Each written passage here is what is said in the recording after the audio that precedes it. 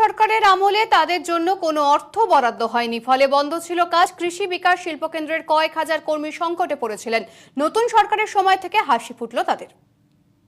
তৃণমূল সরকারের আমলে কাজ করতে দেওয়া হয়নি, সরকার বাধাও দিয়েছিল, যার ফলে উন্নয়নমূলক কাজ করতে পারেনি তপশিলি জাতি আদিবাসী প্রাক্তন সৈনিক কৃষি বিকাশ শিল্পকেন্দ্র।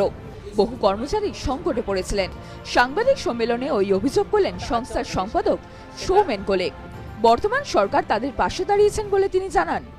আগে সরকার যারা ছিল তারা আমাদেরকে ফ্রি মুভমেন্টে কাজ করতে দেয়নি, কোনো জায়গাতেই সেই সমস্ত জায়গায় বাধা সৃষ্টি করেছে। নতুন সরকার আসার পরে আমাদের সাথে বারংবার আলোচনার ফলে একটা দিশা বা দিক খুলে গেছে, যেখানে আমরা আমাদের সামনের মাস অর্থাৎ আগস্ট মাস থেকে আমরা সম্পূর্ণভাবে যে সমস্ত কাজগুলো আমাদের আটকে ছিল বা বাধা পেয়েছিল সেগুলো সমস্ত একসঙ্গে শুরু হবে।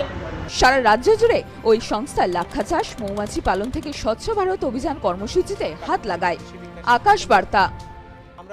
কাঠের রথ নয়, শহরের ঐতিহ্যবাহী ট্রাম হয়ে উঠল জগন্নাথের রথ।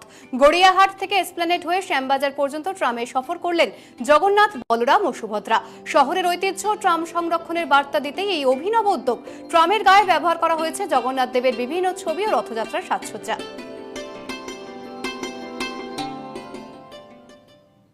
আকাশবার্তা এখন এই পর্যন্তই। পরের আকাশবার্তা রাত 10:30। নমস্কার।